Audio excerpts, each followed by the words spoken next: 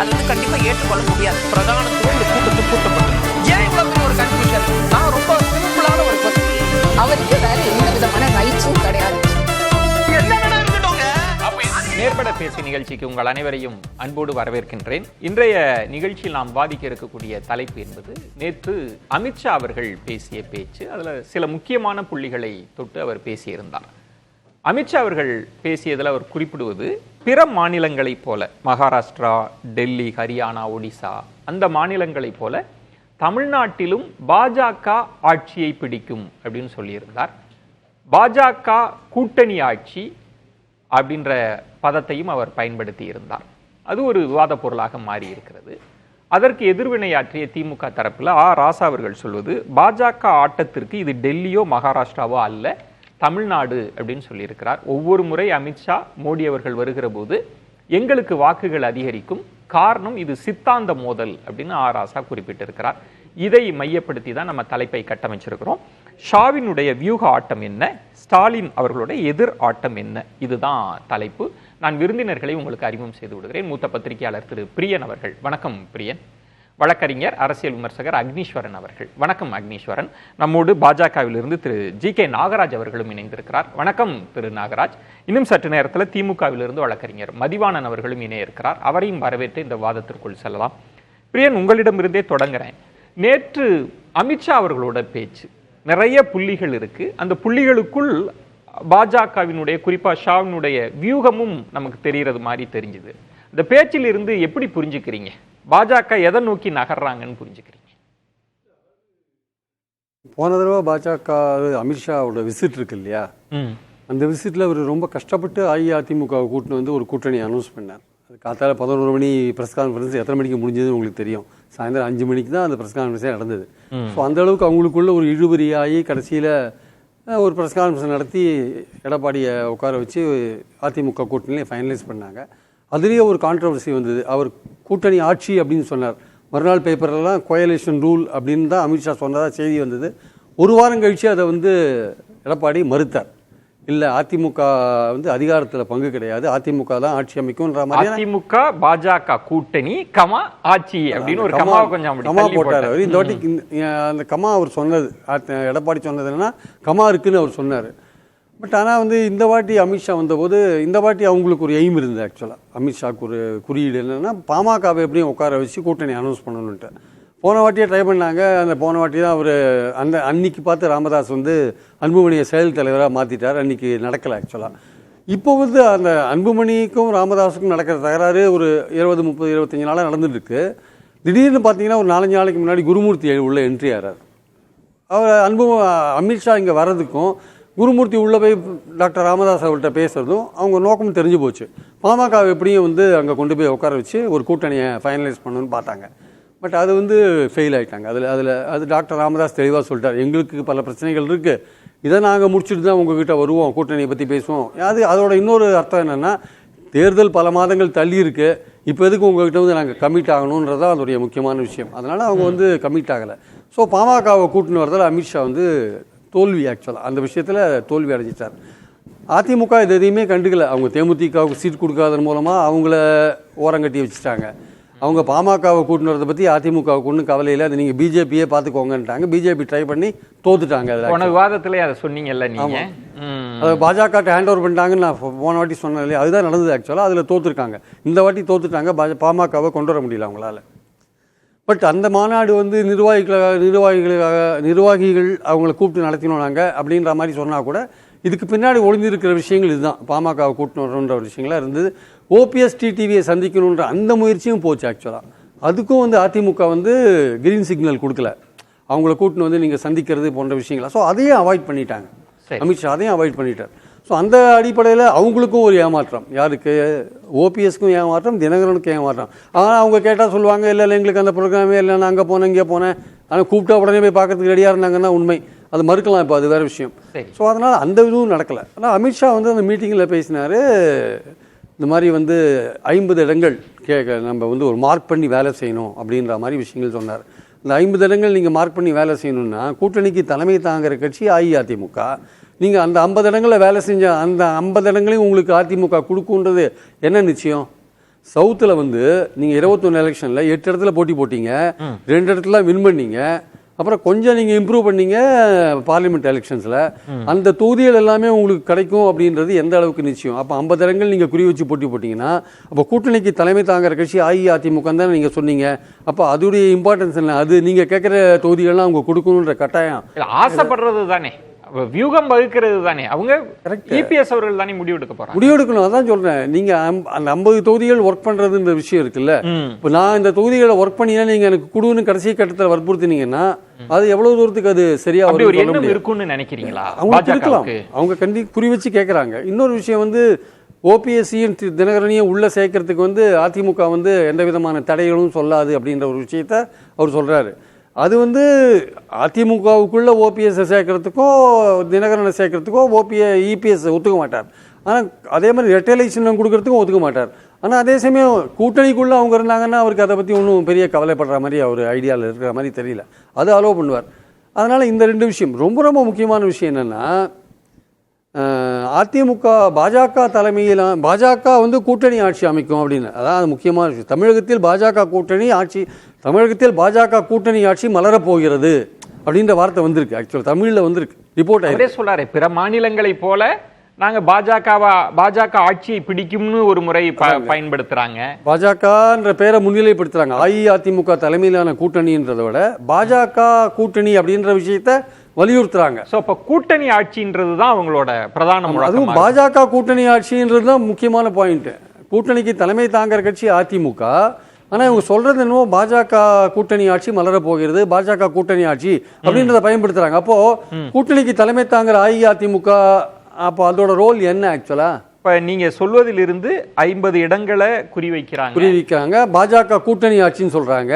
அதுதான் அவங்களோட நோக்கமா இருக்கு. அப்ப என்ன அடுத்து இப்ப முருகன் மாநாட பெரிய அளவுல கொண்டு போங்க அப்படின்னு சொல்றாங்க. அதிமுக உடன் இருக்கிற கட்சி, தலைமை தாங்கி இருக்கக்கூடிய கட்சி. ஆனா பாஜகவே முருகன் மாநாட்டிற்கு முக்கியத்துவமும், சிக்கந்தர் மலை அது வந்து திமுக வந்து பிளவுவாத அரசியல் பண்ணுதுன்னு இவங்க ஒரு முன்னத்தியரா பண்றதுக்கு என்ன காரணம் புரிய?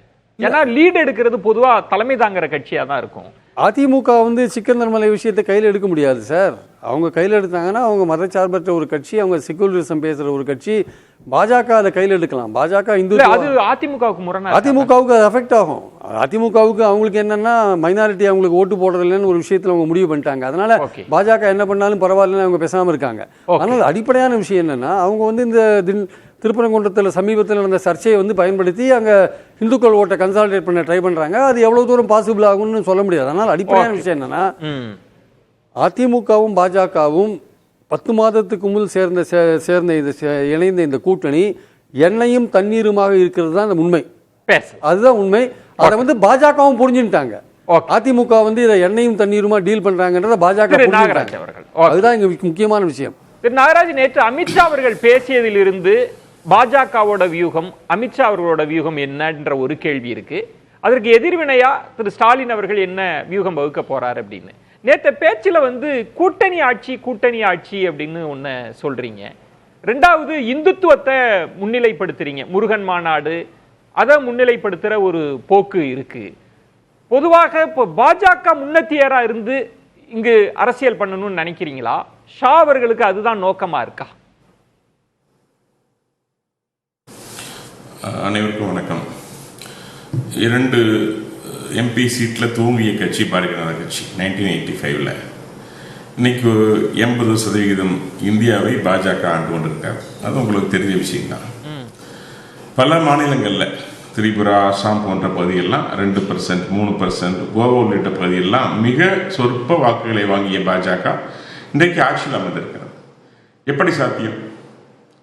நல்ல ஆட்சி, வெரி கிளியர்.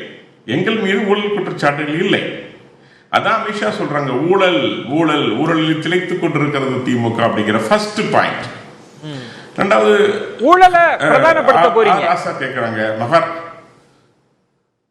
பிரதானப்படுத்திட்டு தான் இருக்கோம். பிரதானம் நீங்க செய்யறது இப்ப 2G ஊழல். இன்னைக்கு ராசா அவர்கள் பேசியிருக்காங்க. 2G ஊழல்ல என்ன நடந்தது அப்படிங்கிறது உலகம் அறிந்தது. ஏன் கடந்த தேர்தலில் தோற்றார்கள் ஏடிஎம்கேவோட அப்படிங்கிறதும் உலகம் அறிந்த விஷயம்.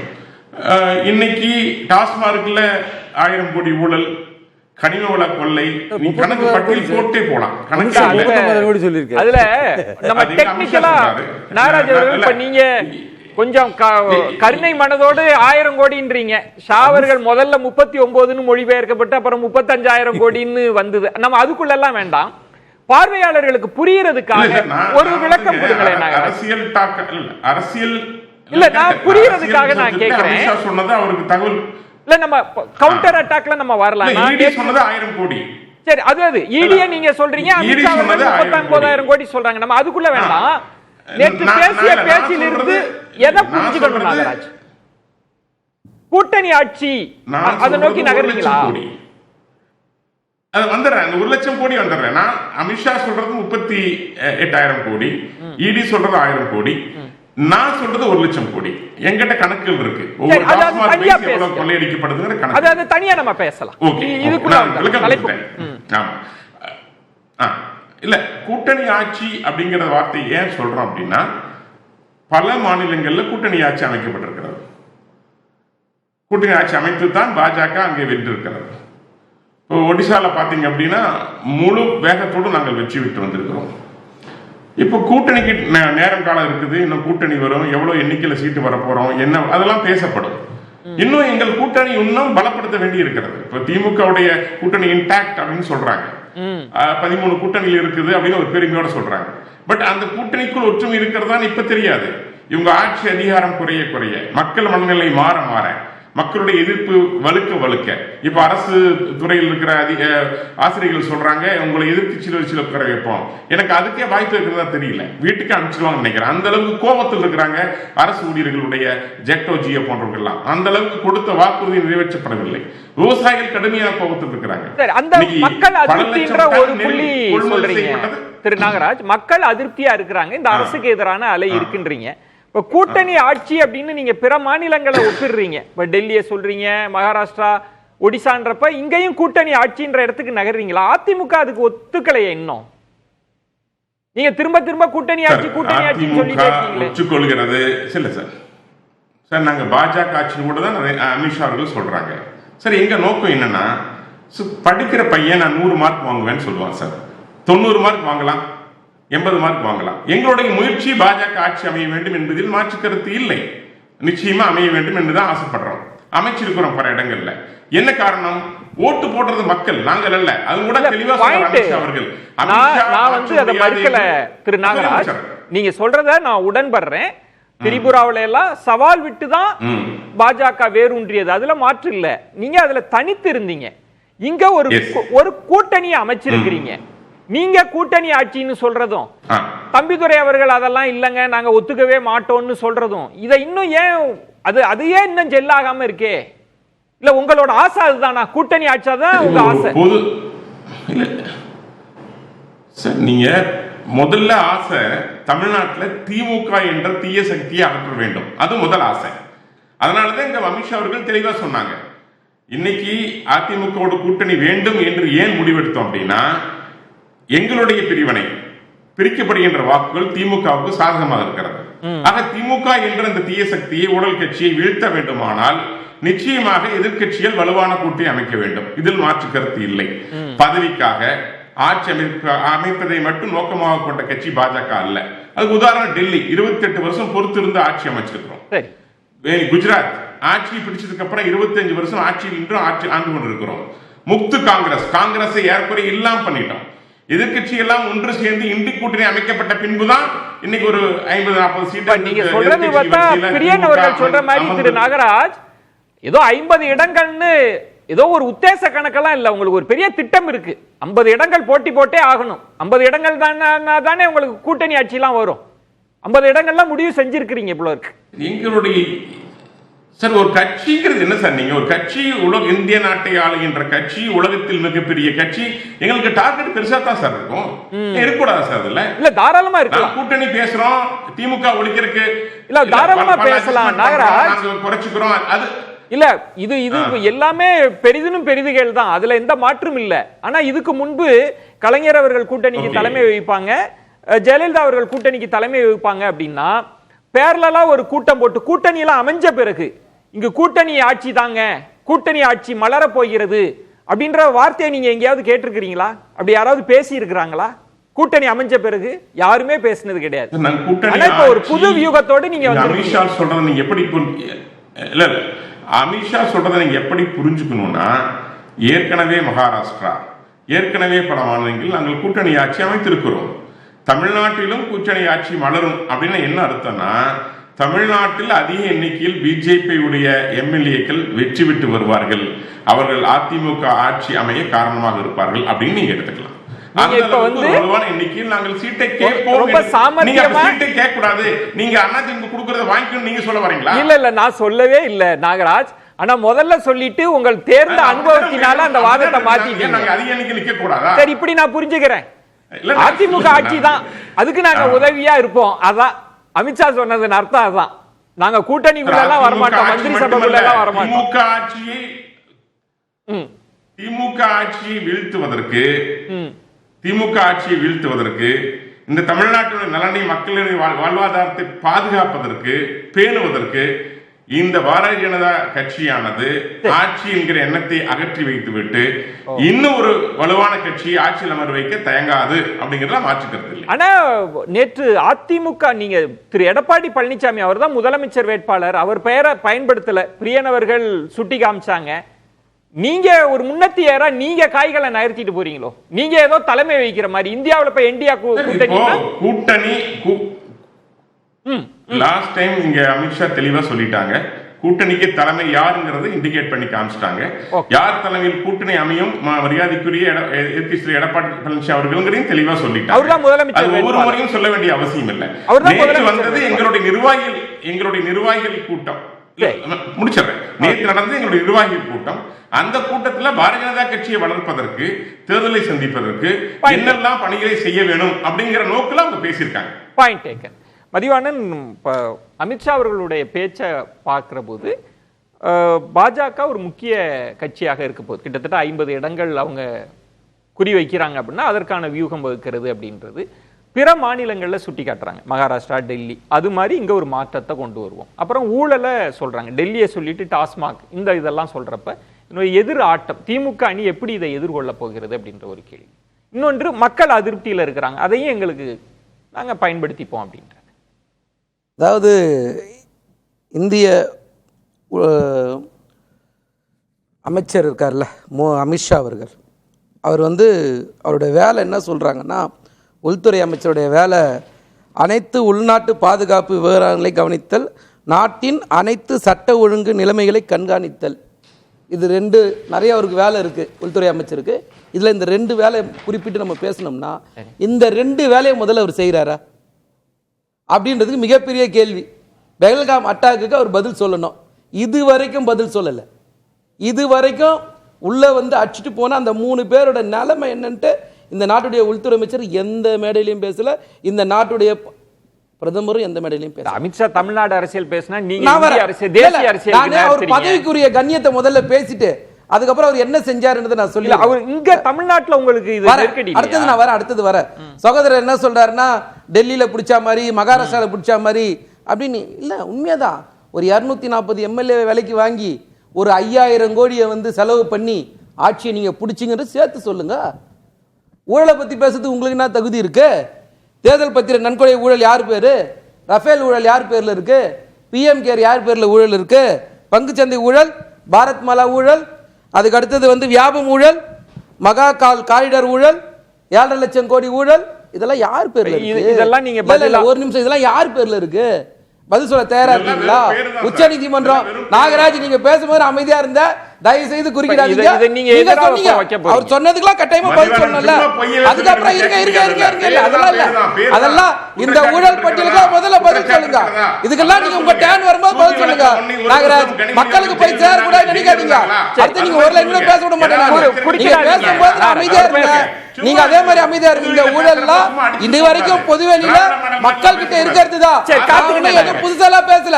தேர்தல் பத்திர முறைகேடு வழக்குல உச்ச நீதிமன்றம் என்ன சொல்லுச்சு? ஊழலை தாண்டி வருமே. தேர்தல் முறைகேடு வழக்குல உச்ச நீதிமன்றம் என்ன சொல்லுச்சு? தேவையில்லாம குறுக்கிடாதீங்க. இல்ல தேவையில்லாம குறுக்கிடாதீங்க. ஒரு நிமிஷம். பிஎம் இல்ல பிஎம் கேர் நிதியை பத்தி இன்னைக்கு வரைக்கும் மதிவாணன் என்னோட கேள்வி அவர் ஊழல் பத்தி பேசினாரு, அவர் சொல்லிட்டாரு, நீங்க கவுண்டர் கொடுத்துட்டீங்க. இதுவே ஒரு வியூகமா இருக்கலாம். ஏன்னா நீங்க இப்ப பாஜக வந்து திமுக மீது வந்து ஒரு ஊழல் குற்றச்சாட்டுனா நீங்க அதிமுக மீது வைக்கலாம், பாஜக மீது வைக்கலாம், அது இருக்கின்றது. இந்த அடுத்தது வர உலகத்திலேயே ஒரு கட்சி தலைவர் லஞ்சம் வாங்கி மாட்டின ஒரு கட்சி பாஜக. உலகத்திலேயே ஒரு கட்சியோட பொதுச் செயலராக இருந்தவங்க ஜெயிலுக்கு போய் ஊழல் வழக்குல இருந்து இறந்து போனவங்க ஒருத்தவங்க அவங்க கூட்டணி. இவங்க வந்து ஊழலை பத்தி பேசுவாங்களா? சிபிஐயும் இடியையும் ஐடிஐயும் எலெக்ஷன் கமிஷனையும் வச்சுக்கிட்டு நீங்க தேர்தலை சந்திச்சு வெற்றியை பெற்றுன்னு பேசிட்டு இருக்கீங்க. மக்கள் உங்க மேல நம்பிக்கை இருந்து ரொம்ப நாள் ஆச்சு. 240 ஆயிடுச்சு. இன்னைக்கு 303ல இருந்து 240 ஆயிடுச்சு. மோடி மேல இருக்கிற செல்வாக்குன்னு சொல்ல நீங்க நம்புறது இன்னைக்கு மக்கள்.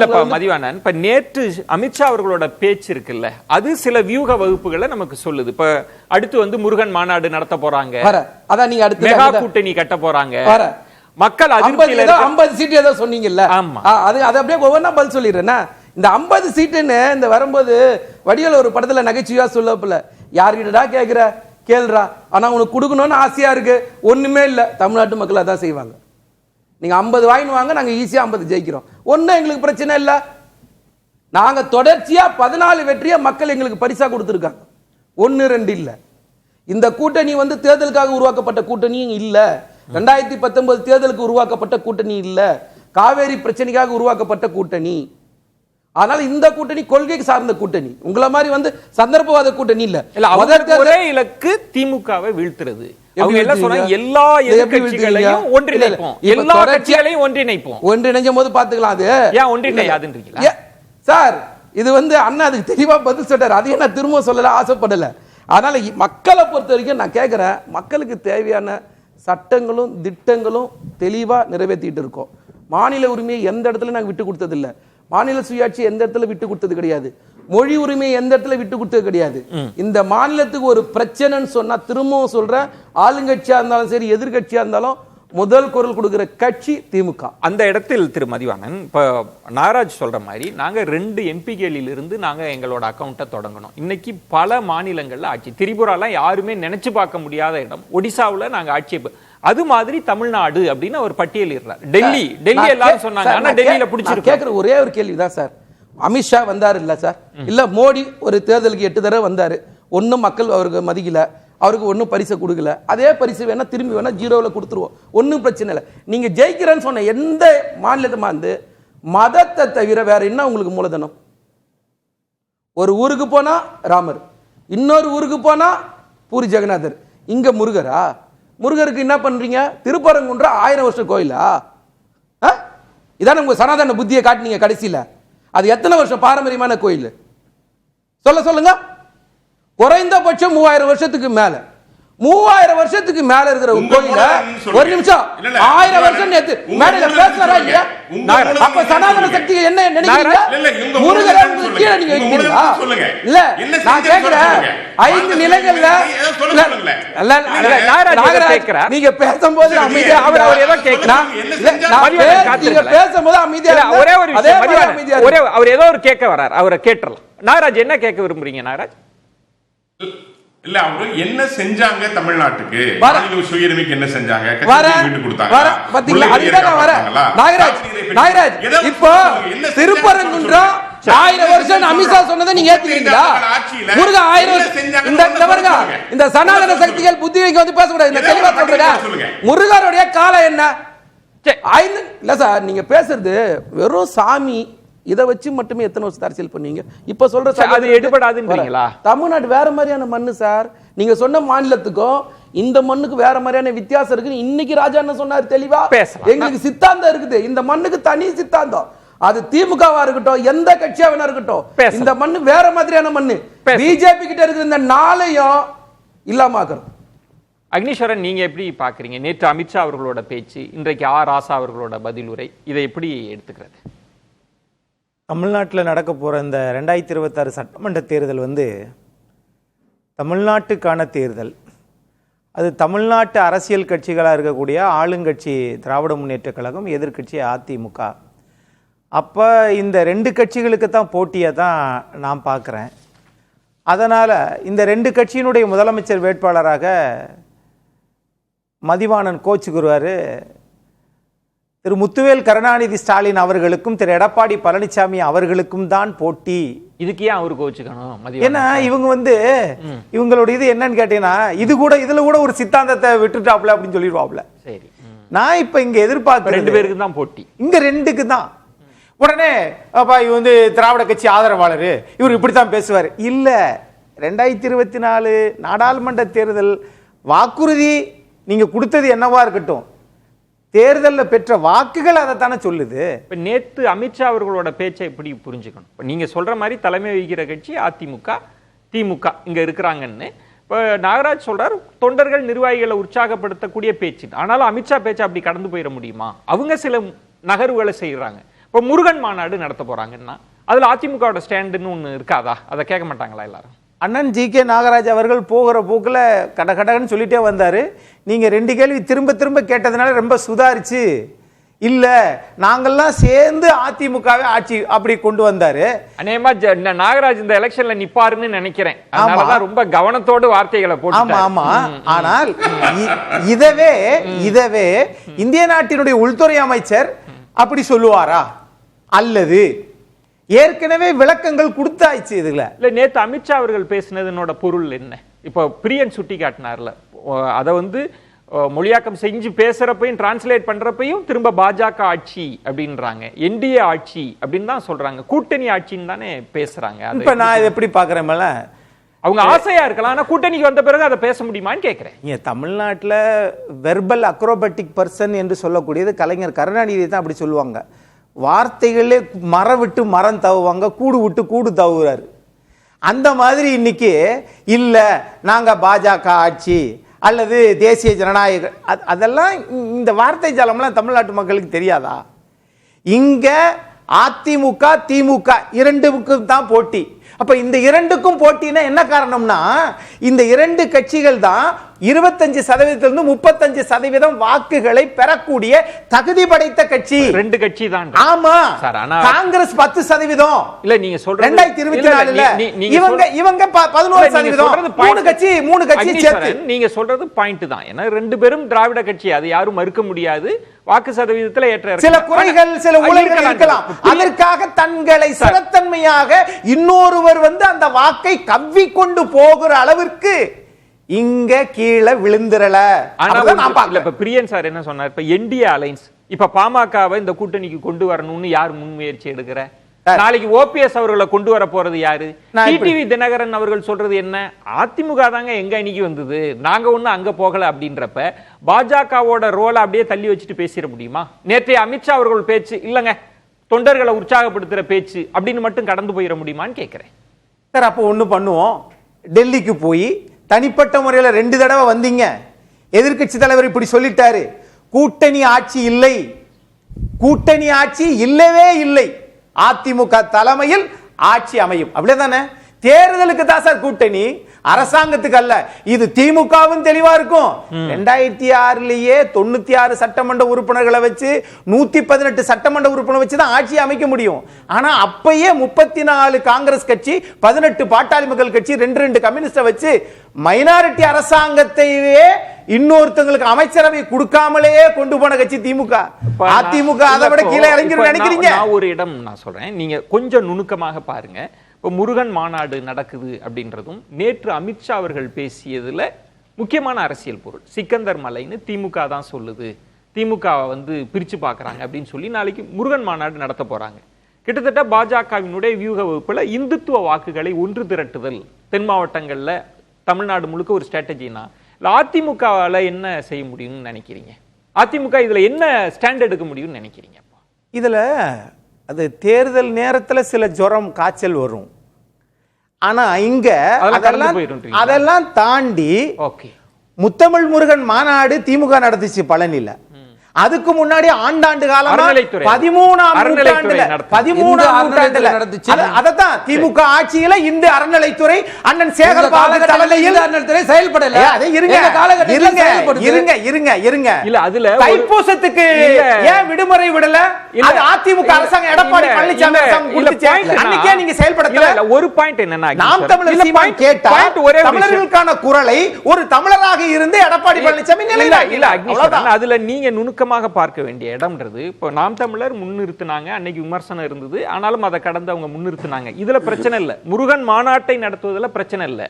ஆனால் முருகன் மாநாடு நடத்துறதுல பாஜகவினுடைய பர்செப்ஷன் இருக்குல்ல, சிக்கந்தர் மலைன்னு சொல்றாங்க, அதை நம்ம மீட்டெடுக்கணும்ன்றது வந்து வழக்கமான எல்லா முருகன் மாநாடு போல இந்த முருகன் மாநாடுன்னு நீங்க சொல்ல வரீங்களா? அறநிலைத்துறை நடத்தின முருகன் மாநாடும் நாளைக்கு பாஜக சங்க பரிவாரங்கள் நடத்துற முருகன் மாநாடு ஒன்னா இருக்கும்னு நினைக்கிறீங்களா? இதுக்கு பின்னணியில வந்து வாக்கு வங்கி கணக்கெல்லாம் இல்லைன்னு சொல்ல வரீங்களா? ஒரு தேர்தலை வந்து கூட்டணியை அமைச்சிட்டு அந்த கட்சி யார் தலைமையில் நாம் இயங்குகிறோம் என்கிற நிலைமையை மாறி இன்னைக்கு இந்த நேரத்தில் இந்த இது எடுத்தால் இதற்கு பொறுப்பேற்க வேண்டியவங்க எல்லாரும் தானே. உடனே நீங்க கேட்பீங்க, பாஜக வந்து கூட்டணி ஆட்சி சொல்லிருச்சாப்பா, நாளைக்கு தேமுதிக வருது, பாமக வருது, அவங்களுக்கு எல்லாத்துக்கும் அமைச்சரை கொடுத்துருவாங்களா? பிரியன், இப்போ அக்னீஸ்வரன் சொல்றது, இப்போ அமித்ஷா அவர்கள் என்னெல்லாம் பேசினாலும் அவங்களாம் செகண்ட் லெவல் பிளேயரா தான் இருப்பாங்க, பெரிய பொறுப்புகள் இருந்தாலும். இங்க அதிமுக தான் வியூகத்தை வகுக்கும் அப்படின்னு சொல்றது எப்படி? ஏன்னா 2 பேரும் திராவிட கட்சி, அவங்க தானே 2 முதல்வர் வேட்பாளரை திமுக அதிமுக தான் நிறுத்த போறாங்க. நம்ம அதுக்கு தான் இம்பார்ட்டன்ஸ் கொடுக்கணும்னு அக்னீஸ்வரன் சொல்ற பாயிண்ட் இல்லை. அந்த திமுக அந்த பைபோலார் பாலிடிக்ஸை அவர் சொல்கிறார். அவர் திமுக அதிமுகன்ற பாலிடிக்ஸ் சொல்கிறார். ஓகே, அது அதிமுக வந்து 20% ஓட்டு இப்போ வாங்கியிருக்கு. 46% ஜெயலலிதா காலத்துலேருந்து அது 20% இப்போ இறங்கிருக்கு வச்சுக்கோங்க. வரப்போகிற தேர்தலில் அது கூடயும் வாங்கலாம், குறைச்சும் வாங்கலாம். பிரதமர் வேட்பாளர் இல்லாம அதையும் சேர்த்து சொல்லுங்க. இல்லை, ஜெயலலிதா காலத்து ஓட்டு குறைஞ்சிருக்கு. 26 இந்தியா கூட்டணியை வழி நடத்துறவங்க நீங்க, உங்களுக்கு 10% குறைஞ்சிச்சா? திருப்பி வலியுறுத்துறேன், ஜெயலலிதா காலத்து ஓட்டு 26% குறைஞ்சிருக்கு. பதிவு பண்றேன், அவர் என்ன வேணா சொல்லிட்டு போட்டோம். 26% எடப்பாடி காலத்துல ஓட்டு குறைஞ்சிருக்கு. 46லேருந்து 40 20 இருக்கு. ஸோ அதை வந்து புரிஞ்சுக்கணும். அவங்க பலமா இருக்காங்க, ஆனா இன்னும் ஆல்டர்னேட்டா இருக்காங்கன்ற பாயிண்ட் இருக்கு. ஆனால் ஒரு விஷயத்துல வந்து அவங்க தெளிவா இருக்காங்க, அதிகாரத்துல பங்கு கொடுக்க மாட்டோம் அப்படின்றதுல அதிமுக தெளிவா இருக்கு. அதனால எங்க வந்து சிக்கல் வரும்னா, இவங்க 50 சீட் கேட்குறாங்க, 50 எம்எல்ஏ சீட்டு ஐடென்டிஃபை பண்ணி ஒர்க் பண்றாங்கல்ல, நாளைக்கு 40 45 ஏதோ கேட்குறாங்க, கொடுக்கல வச்சுக்கோங்க, அதில் ஏதோ ஒரு பிரச்சனை வருது வச்சுக்கோங்க. அது எல்லா கூட்டணியிலையும் பிரச்சனை வருது, சகஜம்தான். அப்போது கூட்டணிக்கு தலைமை தாங்குற கட்சி தன்னுடைய இடங்களை குறைத்து கொண்டு போட்டி போடுது இல்லையா? அது 150 இடத்துல போட்டி போட்டால் 115 இடத்துல வின் பண்ணுறதுக்கான வாய்ப்பு இருக்கும். அது 140 இடத்துல போட்டி போடும்போது மெஜாரிட்டி பெறத்துக்கான வாய்ப்புகள் குறைஞ்சிடும். 130 போட்டி போடும்போது இன்னும் குறையிறதுக்கான வாய்ப்பு இருக்குது.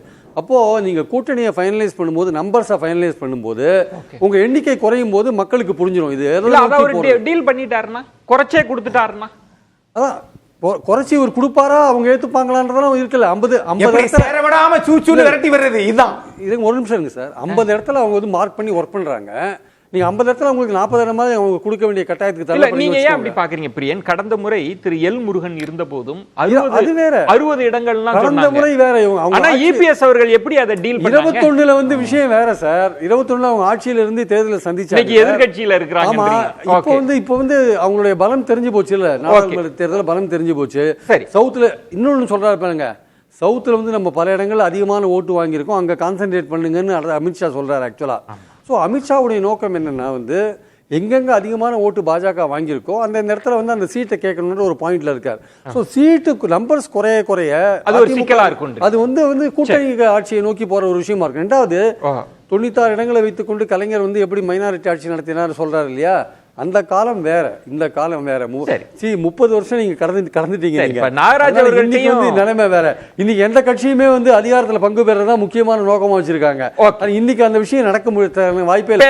திமுகவுக்கு அப்ளை ஆகும். ஒரு இடைவேளைக்கு பிறகு பேசலாம். நாகராஜ், இப்ப நீங்க சொன்னதுல முக்கியமானது பாஜக இந்த மாதிரி விமர்சனங்களை எப்படி எதிர்கொள்ள போகுதுன்றது. ஏன்னா திருமாவளவன் தொடங்கி பலருமே அதிமுகவை இவங்க பலவீனப்படுத்துறாங்க, கூட்டணிக்குள்ள இருந்தே கரைச்சறாங்க அப்படின்றது ஒரு பெரிய விமர்சனமாக இருக்கு. அது உங்கள்கிட்ட கேட்க வேண்டிய கேள்வி. அதே மாதிரி மதிவாணன் அவர்கள்ட்ட சொல்றதுன்றது வந்து இப்ப இவங்க இப்போ ஆராசா பேசுறதே சித்தாந்த மோதல் அப்படின்னு பாஜகவை தான் முன்னிறுத்துறாங்க. ஏன் அதிமுகவை முன்னிறுத்த மாட்டாங்க அப்படின்ற ஒரு கேள்வியும் இருக்கிறது. இது நாகராஜ், இப்போ பிரியன் அவர்கள் சொன்னது, மதிவாணன் சொன்னதெல்லாம் இப்போ பாஜக அமித்ஷா அவர்களோட வியூகன்றது வந்து உள்ளிருந்தே அதிமுகவை வந்து பலவீனப்படுத்துறது அப்படின்றதையும், இப்போ திருமாவளவன்லாம் சொல்றது வந்து பாஜக வலையில அதிமுக விழுந்துருச்சு அப்படின்னு, இந்த தொடர் விமர்சனம் உங்களுக்கு வந்துட்டே இருக்கும்ல. இந்த விமர்சனத்தை எப்படி எதிர்கொள்வீங்க? எல்லாம் பாயிண்டடா பேசுனீங்கன்னா நல்லா இருக்கும். ஓகே சார், தொடர் விமர்சனம் வரும் சார். ஏன்னா நீங்க மகாராஷ்டிராவில் எங்களுடைய முதலமைச்சர் இருந்தார், பட்னாவிஸ் இருந்தார். பாஜக நெருக்கடி வந்த பொழுது பதவி விட்டு கொடுத்தோம். இன்னைக்கு மீண்டும் முதலமைச்சரா பட்னாவிஸ் வந்துட்டார். தேசத்தின் நலன், மாநிலத்தின் நலன் என்று பார்க்கின்ற பொழுது நாங்கள் ஈகோ எல்லாம் பார்க்கறது இல்லை சார். பதவியை பற்றி கவலைப்படுறது இல்லை. மக்கள் நலன் தான் முக்கியம் பார்த்தோம். இன்னைக்கு மீண்டும் மக்கள் எங்களுக்கு ஏற்று வாக்களித்திருக்கிறார்கள். ஏன்னா கொள்கை மாறுபட்டு சிவசேனா போனாங்க. இன்னைக்கு உத்தவ் தாக்கரேவும் அந்த கட்சியை முழுமையாக அவங்க இன்னைக்கு அகற்றப்பட்டிருக்கிறார்கள். என்ன காரணம்? கட்சி அவருடைய கொள்கை கை நழுவி போனது. நான் கொள்கையில உறுதியா இருக்கோம். மக்கள் நலன் தான் எங்களுடைய ஆட்சிங்கிறது தெளிவா இருக்கும். இப்ப நீங்க மக்கள் நலன் தெளிவா இருப்பதா சொல்றீங்க நாகராஜ். இப்போ இன்றைக்கு கூட திரு ஆ ராசா அவர்கள் என்ன சொல்றாங்க அப்படின்னா, இந்த சித்தாந்த மோதல்ல எங்களுக்கு தான் பலன் கிடைக்கும், இது தமிழ்நாடு அப்படின்னு சொல்றாங்க. நீங்க பாஜகன்ற திராவிட கட்சியை முன்னால வச்சு நீங்க பின்னாடி தானே பிளே பண்ணியிருக்கணும். நீங்க முன்னத்தி ஏறா நீங்க வரீங்க, நீங்க தான் ப்ராமினன்ட் பிளேயரா வரீங்கன்னா அதை எளிதா திமுக கூட்டணி வீழ்த்துவாங்களே. ஒரு விஷயம் நான் ஒத்துக்கிறேன் சார், இங்க ஃபீல்டு டஃப் தான் சார், நான் அது மாற்றுக்கிறதே இல்லை. இங்க பிரிவினைவாதம் ரொம்ப ரொம்ப ஆழமா வெறுன்றி வைத்திருக்கிறது திமுக. அவ்வளவு சீக்கிரம் பண்ணி சரி பண்ண பிரிவினைவாதத்தை பத்தி பேசுறதுக்கு பாஜகவுக்கு எந்த தகுதியும் இல்ல. வார்த்தையே சரியா பயன்படுத்தணும் நாகராஜ், இல்ல வார்த்தையே சரியா பயன்படுத்தணும். மதசார்பற்ற கட்சின்னு சொல்றாங்க. உதாரணத்துக்கு மதசார்பற்ற கட்சின்னு சொல்றாங்க. எத்தனை இஸ்லாமிய கட்சிகள் இருக்கிறது, எத்தனை சாதிய கட்சிகள் திமுக கூட்டணி இருக்கிறது. நாங்க அப்படி சொல்லலையே, நாங்க இந்துத்துவ கான்செப்டோட இருக்கிறோம். வாருங்கள் என்று அழைக்கிறோம் எல்லாத்தையும். இந்துத்துவ தத்துவம்னா எங்களுக்கு புரியல. ஒரு கேள்விக்கு மட்டும் பதில் சொல்லுங்களேன், இது சரியா இருக்கும். அதிமுக ஒரு திராவிட கட்சி இருக்கு, நீங்க அதிமுகவை முன்னால் இருந்து அவங்க எல்லாத்தையும் பார்த்துப்பாங்க திமுகவை எதிர்கொள்றது. நீங்க ஒரு சைட் பிளேயரா இருக்கணும், இருந்திருந்தா அது சரியா இருக்கும்ல. ஏன் ஆனா அமித்ஷா அப்படி யோசிக்கல? நீங்க சந்திரபாபு நாயுடு அவர்கள் வந்து ஒரு காலத்துல விலகி போனவங்க இன்னைக்கு எங்களோட இன்டாக்டா இருக்காங்க. நிதிஷ் குமார் பீகார்ல இனிமேல் என்னைக்கு போக மாட்டேன் நீங்க சொல்றீங்க இல்லையா, அதிமுக போன்ற கட்சி பாஜக அழித்துடுன்னு சொல்றீங்கல்ல. நிதிஷ்குமார் சொல்றாரு இனிமேல் நான் என்னைக்கு உங்களை விட்டு போக மாட்டேங்கிறாரு. என்ன கூட்டணி ஆட்சி மூலமாக சரி என்ன ஏன் சொல்றாருன்னா, கூட்டணி ஆட்சி மூலமாக மக்களுக்கு நல்லாட்சியின் சுவையை நாங்க கொடுத்துட்டோம். கொடுத்ததுனால பாஜகவுடைய அருமையை மக்கள் புரிந்து கொண்டாங்க. புரிந்து கொண்ட காரணத்தால மக்கள் பாஜக ஓட்டு போட்டுருவாங்க. அதனாலதான் கூட்டணி ஆட்சி வேணும்னு கேக்குறீங்க. நல்லாட்சியின் சுவையை மக்கள் உணர வேண்டும் எங்களுடைய கான்செப்ட். இப்ப திரும்பவும் நீங்க கூட்டணி ஆட்சிக்கு வந்துட்டீங்க, ரொம்ப அழகா. இத இப்ப யூடியூப்ல எடுத்து போடுவாங்க. கூட்டணி ஆட்சிங்கிறது சார், இதுல நாராஜ் நான் உங்கள்ட்ட ஒரு வெளிப்படையா கேக்குறேன். இல்ல நான் முடிவு செய்வது அல்ல, இல்ல சரி நம்ம பேசலாம். ஆட்சி மூலமாக நான் திரும்பவும் நிறைவு சுற்றுல இதே கேள்வியை கேட்கிறேன் நாகராஜ், அப்ப நீங்க விளக்கம் கொடுங்க. மதிவாணன் மக்களுக்கு உணர வைப்போம். ஒரு பாயிண்ட் என்னன்னா, அதிமுக தானே தலைமை ஏற்க போறாங்க அந்த கூட்டணிக்கு. நீங்க ஏன் திரும்ப இங்க சித்தாந்த மோதல் பாஜகன்றது வந்து அதிமுக தலைமைக்கு கீழே தானே இருக்க போறாங்க. நீங்க ஏன் அதிமுகவை எதிர்கொள்ளாம பாஜகவை எதிர்கொண்டு சார்? இப்போ மக்கள் நலன் சத்தி பேசுறாருல்ல, 5000 வருஷம் நம்ம இரும்பு காலம்னு சொன்னோம். அதை பத்தி என்ன பேசியிருக்காங்க? கீழடி ஆராய்ச்சி பத்தி என்ன பேசியிருக்காங்க? நீங்க தயவு செஞ்சு சொல்லணும். சகோதரர் பேசும்போது கல்வி நிதிக்கு எங்கேயாவது பத்தி பேச தயாரா இருக்காங்களா? விளையாட்டுக்கான நிதியை பத்தி எங்க பேச தயாரா இருக்காங்களா? ஜிஎஸ்டி வரி பகிர்வு பத்தி எங்க பேச தயாரா இருக்காங்களா? டீலிமிட்டேஷனை பத்தி இது வரைக்கும் பேச தயாரா இருக்காங்களா? கோயம்புத்தூர் ஒரு நிமிஷம், மக்கள் நலனை பத்தி பேசவே கூடாது. கார்ப்பரேட் நலனை பத்தி என்ன பேசலாம்? கார்ப்பரேட் டாக்ஸ் தள்ளுபடி பண்ண கட்சி பாஜக. வந்ததுல இருந்து திரும்ப சொல்றேன், திரும்ப வரேன். இல்ல இல்ல நாகராஜ் ஒரு நிமிஷம், நாகராஜ் ஒரு நிமிஷம், நாகராஜ் ஒரு நிமிஷம். மக்கள் பாக்குறாங்க, உங்களை பார்த்து சிரிக்க ஆரம்பிச்சிருவாங்க. ஒரு நிமிஷம் சொன்னா கேளுங்க, உங்களை பார்த்து மக்கள் சிரிக்க ஆரம்பிச்சிருவாங்க. குறுக்கிட்டு வராதீங்க. நீங்க பேசும்போது அமைதியா இருந்த பத்தி பேசுறதுக்கு பாஜகவுக்கு எந்த விதமான தகுதி இல்ல. ஏன் அதிமுகன்றதுக்கு நான் சொல்ல வரேன். அதுக்கு பதில் அதிமுக ஏன் பதில் சொல்ல வரேன்னா, இந்த அதிமுகவும் இந்த பிஜேபி சேர்ந்து தான் உணவு மதுமாசுமதா கொண்டு வந்தது, உதயமின் திட்டம் கொண்டு வந்தது, சிஏஏ என்ஆர்சி என்பிஆர் சட்டங்கள் கொண்டு வந்தது, வேளாண் சட்டங்கள் கொண்டு வந்தது, அக்னிபாத் திட்டம் கொண்டு வந்தது, முத்தலாக் சட்டம் கொண்டு வந்தது, ஆர்டிகல் 370 திரும்ப பெறதுக்கு காரணமான இருந்த கட்சி. நீங்க எதையும் மறக்க கூடாது.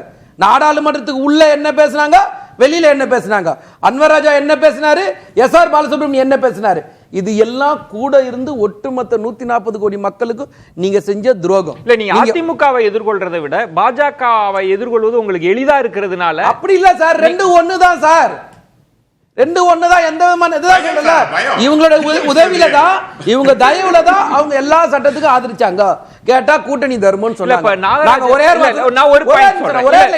ஒரே ஒரு பாயிண்ட் மட்டும் நம்ம வியூகம்னு பேசினதுனால நான் சொல்றேன். நாகராஜ் அவர்கள் சொன்ன மாதிரி நம்ம பாஜக எதிர்ப்பை முன்னிலைப்படுத்தினா அவர் வாக்கு வங்கி அரசியல்ல நமக்கு பலன் கிடைக்கும், அதனால திமுக அதை செய்யுது அப்படின்னு சொன்னார்ல.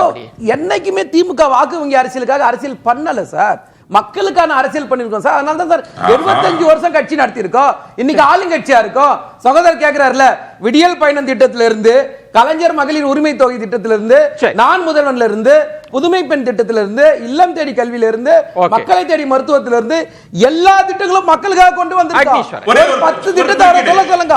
தமிழ்நாட்டுக்கு ஒரே ஒரு கோரிக்கை பட்ஜெட்ல கேட்டோம், Coimbatore to Madurai metro rail திட்டம், பதில் எங்க? செங்கல்பட்டு டு தாம்பரம் மேம்பாலம் கேட்டோம், எதுக்காவது பதில் இருக்கா? சுருக்கமா பதில் சொல்லாம மதம் யானைக்கு மதம் முடிச்சாலும் நல்லது இல்ல, பிஜேபிக்கு மதம் முடிச்சிருக்கு, தமிழ்நாட்டுக்கு அது நல்லது இல்ல. நாகராஜ், நான் வரேன், நேரம் நான் திரும்ப அடுத்ததுல நீங்க அதுக்கான பதில் சொல்லுங்க. அக்னீஸ்வரன் மீண்டும் அதிமுக விமர்சிக்காமல் பாஜக தான் சொல்றாங்க. அதுக்கு மதிவானன் காரணம் சொல்றாரு, ரெண்டும் ஒண்ணுதான், பாஜக என்ன கொண்டு வந்தாலும் ஏத்துக்கிற கட்சி தான் அதிமுக அப்படின்றப்ப இதுதான் திரு ஸ்டாலின் அவர்களோட எதிராட்டமா இருக்க போதா, அதை எப்படி எதிர்கொள்வாங்க அதிமுக? இதே பாஜகவோட திமுக கூட்டணி வச்சு மந்திரி சபையில இல்லையா? ரெண்டு இந்த சொன்னதெல்லாம் சொல்லித்தனப்பா நீங்க ஆட்சிக்கு வந்தீங்க, மக்களுக்காக சொல்றீங்கல்ல, மக்களுக்காக நீங்க பொறுங்க அவர் பேசும்போது மட்டும் உங்களுக்கு கோவம் வருது. இப்ப நான் பேசும்போது நிறுத்துங்க, நீங்க குறிச்சுக்கோங்க. ஒரு செகண்ட் கூட கொடுக்க முடியாது சார். இப்ப என்ன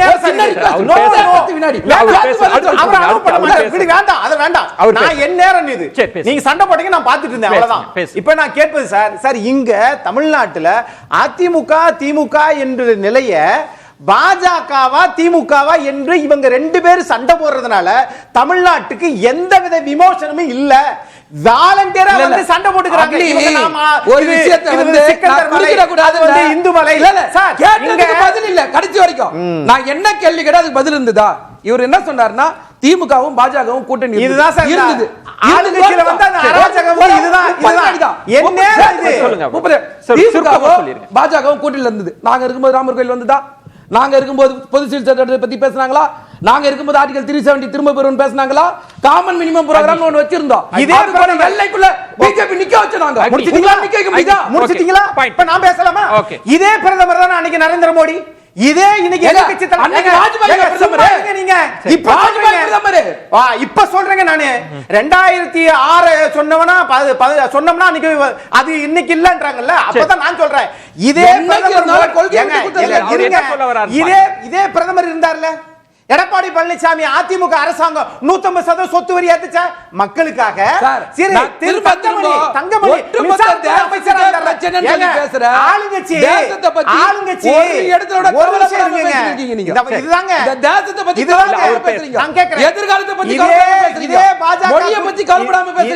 ஒரு இனத்தை பத்தி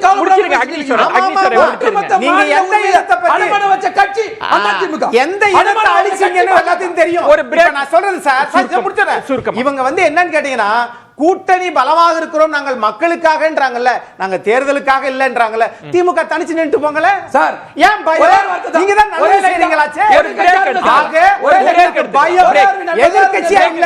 நிறைவு கருத்தை சொல்லலாம். இந்த ஷா ஸ்டாலின் இவங்க ரெண்டு பேரோட வியூகம் எப்படி போகும்? ஸ்டாலினோட யுகம் வந்து இதுவரையும் அவர் எந்த ஒரு பிரச்சனையும் இல்லாமல் போயிட்டுருக்கு. தேர்தல் நேரத்தில் என்ன மாதிரி பிரச்சனைகள் வரும்னு நம்ம எதிர்பார்க்க முடியாது. ஆனால் இவங்களுடைய அமித்ஷா அவர் எடுத்திருக்கிற முயற்சியில் இது அதிமுக பாஜக கூட்டணின்றது ஒரு அறகுறையாக நிற்கிது. அது 50% கூட தாண்டாத இருக்குது. ஆக்சுவலாக அது வந்து எப்போ மெகா கூட்டணி கட்டமைக்கும் தெரியாது. அதுக்கு நடுவில் இந்த கூட்டணி ஆட்சி போன்ற விஷயங்களை பாஜக எடுக்கிறது வந்து நிச்சயமாக ஒரு பிரச்சனையை வந்து கொண்டு வரும். அதிமுகவுக்கும் பாஜகவுக்குமான ஒரு பிரச்சனை. இப்போ எடப்பாடி அவர்கள் பதில் சொல்ல வேண்டிய கட்டாயத்தில் இருக்கார். He has to answer. பாஜக கமாலாம் இப்போ சொன்னாலாம் யாரும் நம்ப மாட்டாங்க. அதுவும் பாஜக தலைமையில் பாஜக கூட்டணி ஆட்சி அமையும்னு ஒரு அவர் சொல்கிறாருன்னா, அமித்ஷா சொல்கிறாருன்னா, அது எடப்பாடி வந்து சைலண்டாக அதை கடந்து போக முடியாது. இன்னொரு முக்கியமான விஷயம் இருக்குது. இந்த 10 மாதத்துக்கு முன்னாடி அமைச்ச இந்த கூட்டணி இருக்குல்ல, அதில் வந்து இந்த 2 பேருக்குள்ளேயே நம்பிக்கையில்லா தன்மை வந்துருத்தோன்னு நினைக்கிறேன். அதிமுகவுக்கும் பாஜக மேல ஒரு நம்பிக்கை இல்லாத தன்மையும், பாஜகவுக்கும் அதிமுகவை நம்புற மாதிரியான ஒரு ஐடியா இருக்கிற மாதிரி தெரியல. நான் ஏற்கனவே முதலே சொன்ன மாதிரி 2 பேருமே எண்ணெயும் தண்ணியுமா இருக்காங்க. சோ இது 8 மாசம் கழிச்சு இது எந்த லெவலுக்கு போய் முடியும் சொல்ல முடியாது. நேத்து அமித்ஷாவுடைய விசிட் வந்து ஃபெயில், பின்னடைவை சந்திச்சிருக்கு. நாளைக்கு 8 மாசம் கழிச்சு இந்த கூட்டணி எப்படி போகுன்றது 2 பேருக்குமே நம்பிக்கை இல்லாத இருக்காங்க. நாராஜ் ரொம்ப சுருக்கமா 30 வினாடிகள் அப்படி எடுத்துக்கங்க, சுருக்கமா சொல்லிருக்கேன். ரெண்டே விஷயம், கொள்கை வேறு கூட்டணி வேறு. நாங்க வந்து கொள்கை எப்பொழுதும் விட்டு தர மாட்டோம். அவர் நண்பர் மதம்னு சொன்னாங்க. கந்தசஷ்டியை இழிவுபடுத்தியது யார்? சைவம் வைணவம் குறித்து பேசியது யார்? சார் நான் சிக்கன் சாப்பிட்டது யார்? எல்லாம் முடிச்சிடுறேன். இந்துக்கள் பண்டிகைக்கு வாழ்த்து சொல்லாதது யார்? சனாதனம் குறித்து சனாதனத்தை டெங்குவர் ஒழிப்பேன்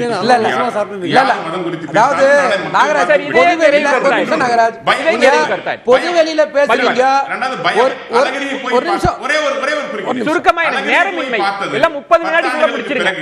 பயத்தின் உச்சகட்டம் 40 ஆண்டுகளுக்கு பிறகு மதுரையில் பொதுக்குழு போட்டது பயத்தின் உச்சகட்டம். நான் முதல் தெளிவா கேட்டேன், நீங்க தமிழ்நாட்டுக்கும் தமிழ் மக்களுக்கும் தமிழ் மொழிக்கு என்ன செஞ்சீங்கன்னு கேட்டா அதுக்கான பதில் அவர் கடைசி வரைக்கும் பதில் சொல்லுங்க.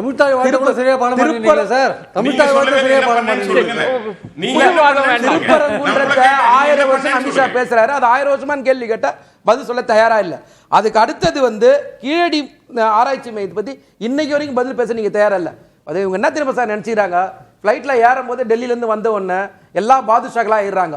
ஒரு விஷயம் தான், எந்த பாதுஷா வந்தாலும் சரி, அது எந்த ஷாவா இருந்தாலும் சரி, இங்க ஒண்ணுமே எடுப்படாது. மதத்தை வச்சு நீங்க அரசியல் பண்ணீங்கன்னா எல்லா இடத்துலயும் நீங்க தோப்பீங்க. வடபுலத்தில் எப்படி வேணாலும் அரசியல் பண்ணலாம், ஆனால் தென்னகத்தில் குறிப்பாக தமிழ்நாட்டில் இங்கே எல்லா மதமும் எல்லா ஜாதியும் ஒன்று தான் அப்படி நினச்சி தான் திராவிட கட்சிகள் இவ்வளவு நாளாக ஆதிக்கம் செலுத்திட்டு இருக்கு. அதில் மாறுபாடு வரக்கூடாது. இங்கே வந்து ஏன் அப்படின்னு கேட்டிங்கன்னா அறிவை முன்னிலைப்படுத்தி 2வது தான் உணர்வுகளுக்கும் உணர்ச்சிகளுக்கும் முக்கியத்துவம் கொடுக்குற நாடாகத்தான் திராவிட கட்சிகள் பார்க்குது. ஆகவே பாஜக இன்னும் பல கட்சிகள் அதிமுக தலைமையில் கூட்டணி அமைந்துவிடக் கூடாது என்று திமுக எதிர்பார்க்கிறது. என்ன நடக்குதுன்னு பொறுத்திருந்து பார்ப்போம். சிறப்பு விருந்தினர்களுக்கு என்னுடைய நெஞ்சம் நிறைந்த நன்றிகளை தெரிவித்துக் கொள்கிறேன். மற்றொரு தலைப்பில் சந்திக்கிறேன். நன்றி, வணக்கம். அது கண்டிப்பா ஏற்றுக்கொள்ள முடியாது. பிரதான